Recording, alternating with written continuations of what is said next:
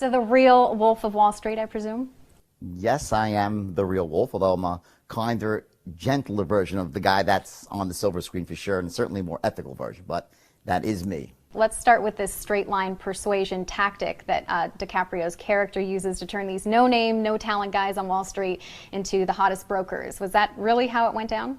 Well, yes, it's true. The straight line system was something I created that allowed me to take these talentless dimwits, you could call them, and turn them into world-class salespeople. But in the movie, the only liberty is that they collapse time. They make it seem like, one day I pick up a script and I'm like, with this script, I'm going to turn you guys into the best salesman on earth. And it didn't quite go down there. What happened was I stumbled upon this untapped niche in the stock market, which was selling $5 stocks to the richest 1% of Americans, very sophisticated business owners. And I had tried it myself and was doing it with with little ease. It was very easy for me to do. My junior partner, okay, great sales guy, I trained him, he was able to do it as well. But the 12 talentless, no-name guys, when I tried to teach them to do it, they just simply could not do it. They could not close rich people. And that created a dilemma for me because I knew I'd had this huge market niche, but if I couldn't get the guys to close the sale, what was it really worth? So for about a month or so, I tried every possible sales training tactic known to man. And I was about 25 years old at the time, and I was already considered to be one of the top sales trainers on Wall Street. I gave great meetings. I'd read every book. I was a student of the game, and I tried everything possible, from teaching them answers to all the objections to, how to raise your voice, lower your voice, all this different stuff, but they couldn't close rich people. And then one day, after about a month of failing at it, I stood in front of these guys and, you look at the blank faces and they're all frustrated and they're getting negative because they can't make any money with the system. And I had this thought in my mind, and it was these magic words, which were, every sale is the same. And I looked at these, I said, don't you guys get it?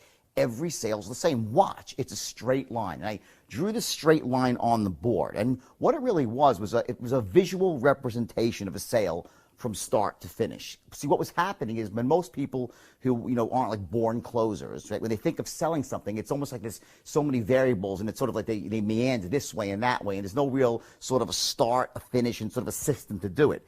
And once I took it and applied almost a linear concept, linear concepts are the easiest to digest and to learn and to master, right? Once I did that, it was like magical. The doors blew off the company, and next thing I knew, the 12 talentless guys became world-class closers.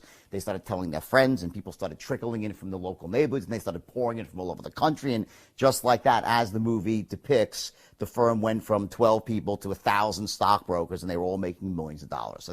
So it was just sort of a timing issue, and that it was not just the script, but it became this fully contained system where, it started, it was a book that kept growing and growing and growing, and ultimately became this sort of very, very detailed way that you could take basically any human being, regardless of their age, their race, their creed, their color, their socioeconomic background, their educational status. It didn't matter who they were.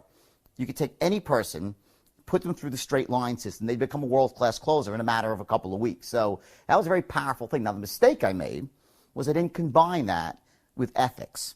I was very young at the time, and I lost my ethical way. And, it happens not all at once, but just a little bit at a time. And I took that one step over the ethical line. Then I was doing things right again. But then once you do that, your ethical line moves a bit. Next time you take that step, it's a bit further still. And before you know it, through these tiny, almost imperceptible steps, you're doing things you never thought you'd do. You're associating people you never thought you'd associate with, and it seems perfectly okay. So that's how this firm just spiraled wildly out of control.